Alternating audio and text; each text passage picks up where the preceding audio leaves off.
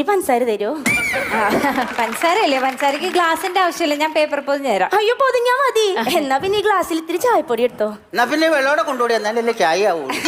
അപ്പൊ അവൻ ഇഡ്ഡലി കഴിക്കായിരിക്കും. ഞാനേ തുണി അലക്കാൻ തുടങ്ങുവാ. നല്ല അലക്കാലേ. രമ്യ അതേതാ രാമശ്രുതി?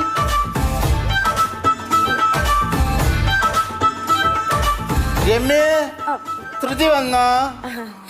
അതെന്റെ ഭർത്താവ് സുശീലേട്ടൻ. ആഹാ, നീ ഇവിടെ വന്ന് നിൽക്കുകയാണോ?